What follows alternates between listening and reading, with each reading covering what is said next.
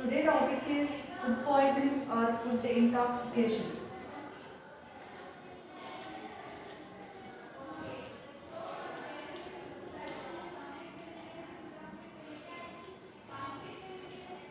What is food poisoning or food intoxication means?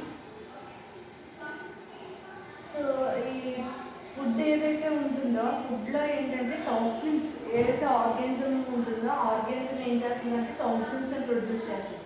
So ఆ toxins produce చేయడం వల్ల food ఏమవుతుందంటే పాయిజనింగ్ అవుతుంది. సో దాన్ని ఏమంటారంటే మనకి food poisoning or food intoxication అంటారు.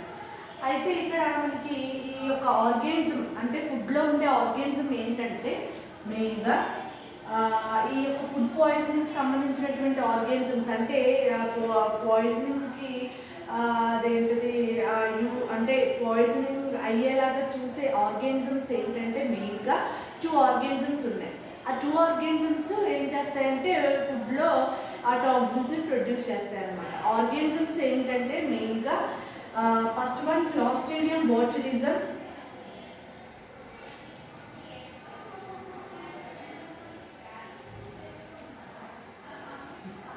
Clostridium botulism. Second one Staphylococcus poisoning. Staphylococcus poisoning.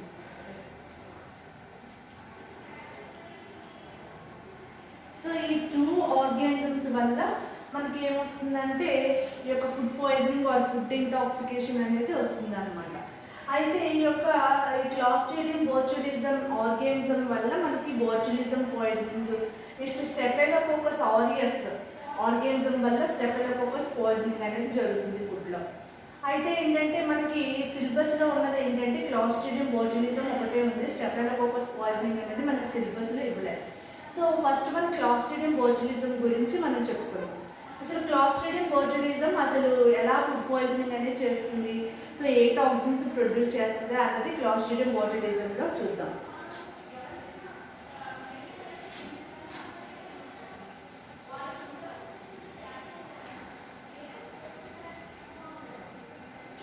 Clostridium botulism.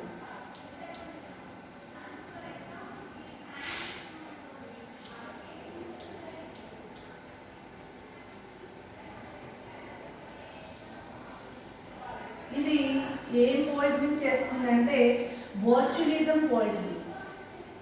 అంటే క్లాస్ట్రిడియం బోట్యులిజం వల్ల మనకి బోట్యులిజం పాయిజనింగ్ అవుతుంది ఫుడ్లో. బోట్యులిజం పాయిజనింగ్ దేనివల్ల వస్తుందంటే క్లాస్ట్రిడియం బోట్యులిజం అనే బ్యాక్టీరియా వల్ల మనకి ఏంటంటే ఈ యొక్క బోట్యులిజం అనే పాయిజనింగ్ అనేది వస్తుంది.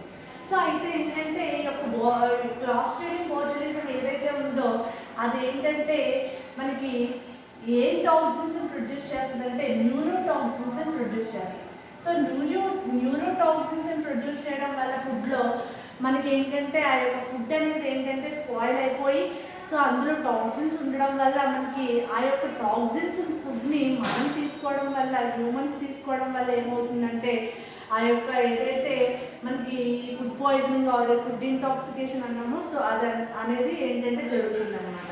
అయితే ఈ యొక్క న్యూరోటాక్సిన్స్ ఏవైతే ఉన్నాయో ఈ యొక్క క్లాస్ట్రిడియం బోట్యులిజం ప్రొడ్యూస్ చేసే న్యూరోటాక్సిన్స్ ఏవైతే ఉన్నాయో ఆ న్యూరోటాక్సిన్స్ 7 టైప్స్ అట.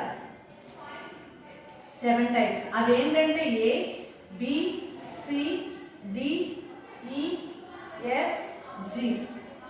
సో ఇలా 7 టైప్స్ ఆఫ్ న్యూరోటాక్సిన్స్ అనేవి ఉన్నాయన్నమాట. అయితే ఈ యొక్క న్యూరోటాక్సిన్స్ ప్రొడ్యూస్ చేసినటువంటి ఏదైతే క్లాస్ట్రిడియం బోట్యులిజం ఉంటుందో సో ఆ బోట్యులిజం ఈ న్యూరోటాక్సిన్స్ ప్రొడ్యూస్ చేయడం వల్ల మనకి ఏంటంటే ఫుడ్ అనేది పాయిజనింగ్ అవుతుంది. నెక్స్ట్ అసలు ఈ యొక్క బోట్యులిజం పాయిజనింగ్ అనేది మనకి క్లాస్ట్రిడియం బోట్యులిజం వల్ల వస్తుంది అని చెప్పని అంటున్నాం కదా. అయితే అసలు దేనివల్ల అంటే ఏ ఫుడ్ మెటీరియల్ వల్ల మనకి ఈ యొక్క ఈ బోట్యులిజం పాయిజనింగ్ అనేది జరుగుతుంది అంటే మనకి ఎక్కువగా అంటే సోర్సెస్ దేనివల్ల అంటే canned meet, fish, sweet corn, so వీటి ఈ ఫుడ్ మెటీరియల్ వల్ల మనకి మెయిన్గా ఈ యొక్క బోట్యులిజం పాయిజనింగ్ అనేది జరుగుతుందండి ఫుడ్లో. ఈ యొక్క క్యారెట్ మీట్ తీసుకోవడం వల్ల, ఫిష్ తీసుకోవడం వల్ల, స్వీట్ కార్న్ తీసుకోవడం వల్ల. క్యారెట్ మీట్ అంటే మీకు తెలిసి ఏంటంటే మనం ఏదైతే మనం ఏంటంటే ట్రాన్స్పోర్ట్ చేసే ఫుడ్ మెటీరియల్స్ ఏవైతే ఉంటాయో మెయిన్గా ఆ ఫుడ్ మెటీరియల్లో మనకి ఏంటంటే ఈ యొక్క బోట్యులిజం పాయిజనింగ్ అంటే ఆ యొక్క ఏదైతే ట్రాన్స్పోర్ట్ చేసే ఫుడ్ మెటీరియల్స్ వల్ల మనకి ఈ యొక్క బోట్యులిజం పాయిజనింగ్ అనేది మెయిన్గా జరుగుతుంది. అయితే ఇక్కడ మనకి ఈ యొక్క carrot meet, fish, sweet corn అన్నాను కదా, ఇంకా అవి కాకుండా మనకి స్పాయిల్డ్ ఫుడ్ ఏదైనా తీసుకున్నా కానీ దానివల్ల కూడా వచ్చే ఛాన్సెస్, ఫుడ్ పాయిజనింగ్ అయ్యే ఛాన్సెస్ అనేవి ఉంటాయన్నమాట.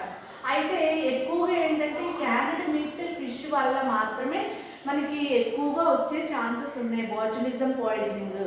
సో అందుకని ఏంటంటే మెయిన్గా ఇదే చెప్తున్నాను, carrot meet, fish, sweet corn. Next తర్వాత ఈ యొక్క సిమ్టమ్స్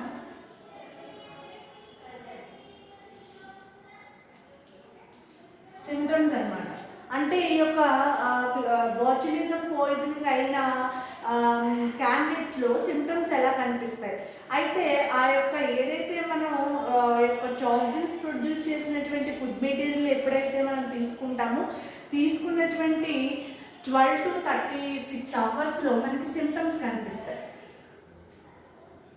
12 to 36 అవర్స్లో మనకి సిమ్టమ్స్ కనిపిస్తాయి. ఆ సిమ్టమ్స్ ఏంటంటే మనకి nausea, vomitings, diarrhoea,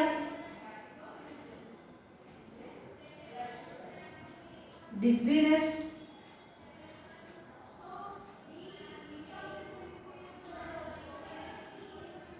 difficult in speaking,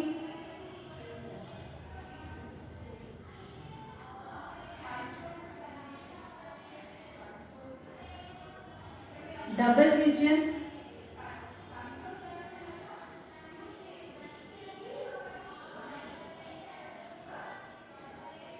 next paralysis.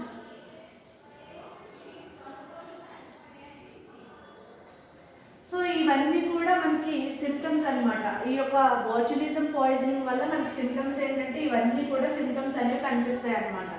అయితే ఎక్కువగా ఇంటెస్టైన్లో డిస్టర్బెన్స్ అనేది జరుగుతుంది. ఈ యొక్క క్లాస్ట్రిడియం బోట్యులిజం వల్ల ఇంటెస్టైన్లో మాత్రమే ఇది ఏంటంటే మొత్తం ఇంటెస్టైన్ మొత్తం ఏంటంటే డిస్టర్బ్ చేసి ఈ యొక్క సిమ్టమ్స్ మనకి చూపిస్తుంది అన్నమాట. అయితే ఇక్కడ మనకి ఒక్కొక్కసారి మజిల్స్ కూడా బాగా ఇంకా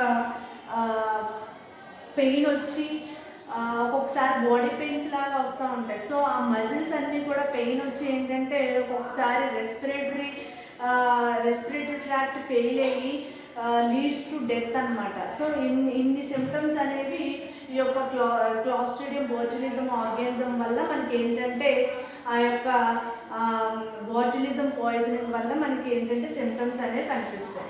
నెక్స్ట్ దీనికి ఏంటంటే ట్రీట్మెంట్ అన్నమాట. ఈ ట్రీట్మెంట్ ఏంటంటే మనకి ఈ ట్రీట్మెంట్ ఎలా ఉంటుందంటే ఏదైనా మెడిసిన్స్ వేసుకోవడం వల్ల మనం దాన్ని క్యూర్ చేయొచ్చు. ఇంకా ఏంటంటే ఏదైతే మనం ఆ యొక్క టాక్సిన్స్ ప్రొడ్యూస్ చేసినటువంటి ఆర్గానిజం ఏదైతే ఉంటుందో ఆర్గానిజంని కిల్ చేయాలంటే యాంటీ టాక్సిన్స్ అనేవి పంపించాలి. సో అదేంటంటే మెడిసిన్స్ రూపంలో మాత్రమే మనం పంపించగలం. సో ఆ మెడిసిన్స్ ఏంటంటే పాలీవాలెంట్ anti toxins,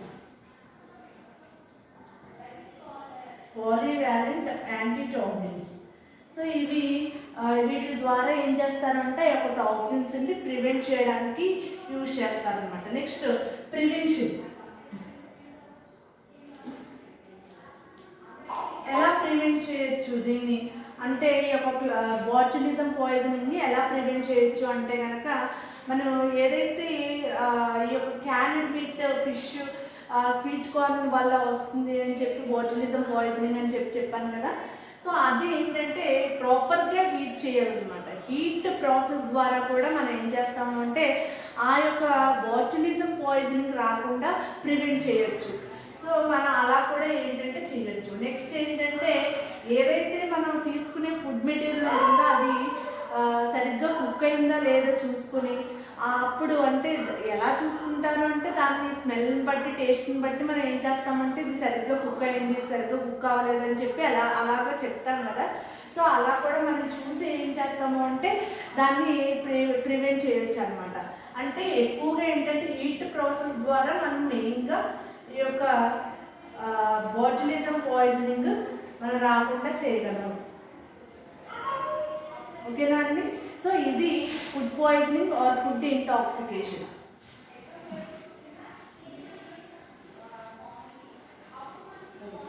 next food borne diseases.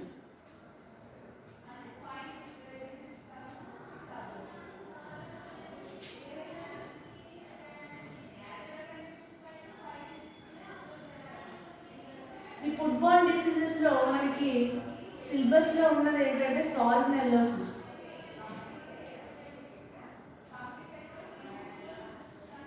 ఈ సాల్మొనెల్లోసిస్ అనేది ఏంటంటే సాల్మొనెల్లా బ్యాక్టీరియా వల్ల వస్తుంది. సాల్మొనెల్లా బ్యాక్టీరియా వల్ల వస్తుంది. దీని యొక్క స్ట్రక్చర్ చూస్తే gram negative, rod shaped,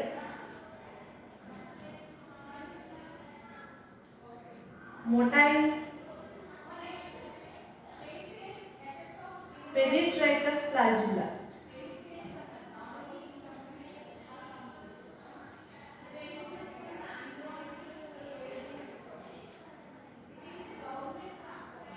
Next, non-spore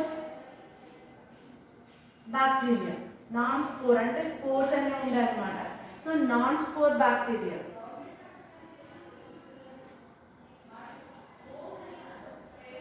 ఈ యొక్క సాల్మొనెల్లా అనే ఆర్గానిజం వల్ల సాల్మొనెల్లోసిస్ అనే డిసీజ్ వస్తుంది. సో ఆ డిసీజ్ అనేది సాల్మొనెల్లా వస్తుంది కాబట్టి సాల్మొనెల్లా గురించి చెప్పాలి అంటే కనుక అది gram negative bacteria, rod shaped and motile, peritrichous flagella. Motile అంటే ఏంటంటే మూమెంట్ అనమాట. మూమెంట్ చూపిస్తే కనుక సో దాన్ని మొటైల్ అంటారు. పెరిట్రైకస్ ఫ్లాజిల్లా అంటే ఏంటంటే మనకి ఈ యొక్క బ్యాక్టీరియాకి ఫ్లాజిల్లా ఉంటుంది అనమాట. ఆ ఫ్లాజిల్లా హెల్ప్తోనే మనకి ఒక ప్లేస్ నుంచి ఇంకొక ప్లేస్కి వెళ్తుంది కదా. సో దీనికి ఈ ఫ్లాజిల్లాలో కూడా చాలా టైప్స్ ఆఫ్ ఫ్లాజిల్లా ఉన్నాయి. సో మోనోట్రైకస్ అని, అలా ఏంటంటే లోఫోట్రైకస్ అని, అలా చాలా ఫ్లాజిల్లాస్ ఉన్నటువంటి బ్యాక్టీరియా ఉన్నాయన్నమాట. ఫ్లాజిల్లాని బట్టి కూడా బ్యాక్టీరియాని క్లాసిఫై చేశారు. సో అందులో ఏంటంటే ఈ యొక్క సాల్మొనెల్లోసిస్ డిసీజ్ సంబంధించినటువంటి బ్యాక్టీరియా ఏదైతే ఉంటుందో సాల్మొనెల్లా. సో సాల్మొనెల్లాకి స్ట్రక్చర్లో పెరిట్రైకస్ ఫ్లాజిల్లా అంటే ఎలా ఉంటుందంటే ఇలా ఉందనుకోండి, రాడ్ షేప్ బ్యాక్టీరియా అన్నాం కదా. సో ఇలా ఉందనుకోండి, ఫ్లాజిల్లా ఇలా ఉంటుంది అనమాట. So all over the body ఫ్లాజిల్లానే ఉంటాయి. సో దీన్ని ఏమంటారంటే పెరిట్రైకస్ ఫ్లాజిల్లా అంటారు.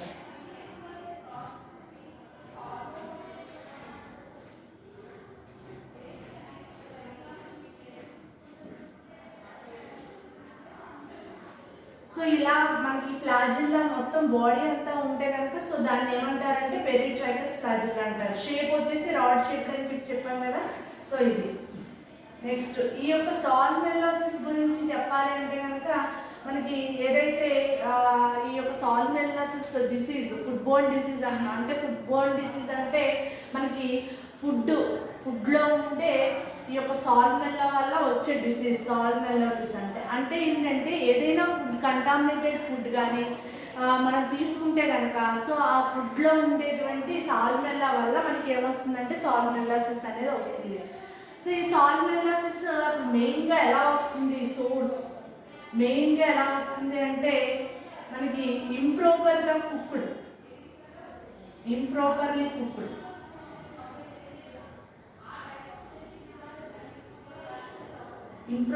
కుక్డ్ ఎగ్స్ కానీ మీట్ కానీ మిల్క్ కానీ సో ఇలా ఏంటంటే మనం ఇంప్రాపర్గా ఏమైనా కుక్ చేసామనుకోండి సో దానివల్ల మనకి ఏమొస్తుందంటే ఈ యొక్క సాల్మొనెల్లాసిస్ అనే డిసీజ్ వస్తుందన్నమాట.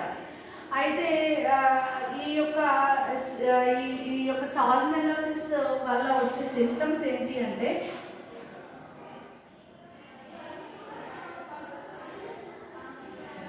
మనకి ఈ యొక్క సాల్మొనెల్లా మనకి బాడీలోకి ఎంటర్ అయినటువంటి కొన్ని 4 అవర్స్ 5 అవర్స్ తర్వాత మనకి సిమ్టమ్స్ కనిపిస్తాయి. సిమ్టమ్స్ ఏంటంటే అబ్డామినల్ పెయిన్,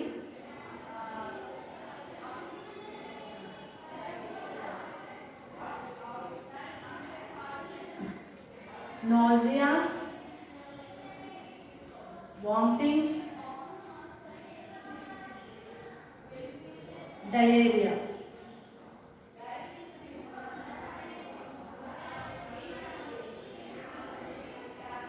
సో ఈ సిమ్టమ్స్ అన్నమాట. ఈ సిమ్టమ్స్ వల్ల మనం ఏంటంటే ఈ యొక్క సాల్మొనెల్లాసిస్ డిసీజ్ అనేది వచ్చింది అని మనం ఐడెంటిఫై చేయగలుగుతాం. సో నెక్స్ట్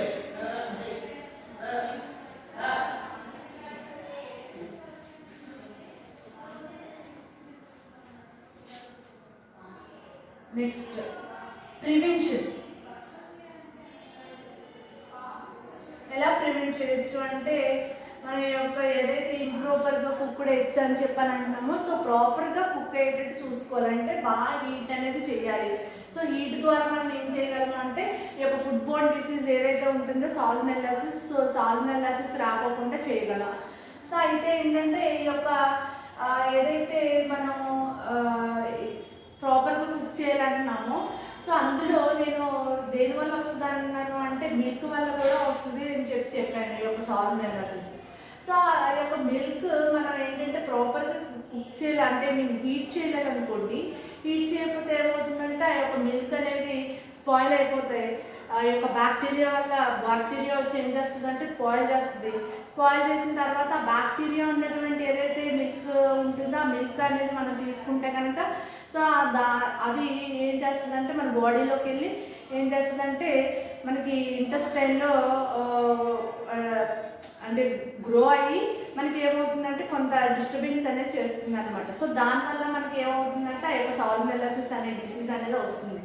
సో అయితే ఏంటంటే లూయిస్ ప్యాచర్ అని ఆయన మనకి చెప్పారు ఏంటంటే ఆయన సైంటిస్ట్ లూయిస్ ప్యాచర్ అనే సైంటిస్ట్ ఏం చెప్పారంటే ప్యాచరైజేషన్ ద్వారా కూడా మనం ఏం చేయగలం అంటే మైక్రో ఆర్గానిజమ్స్ని రిమూవ్ చేయగలం.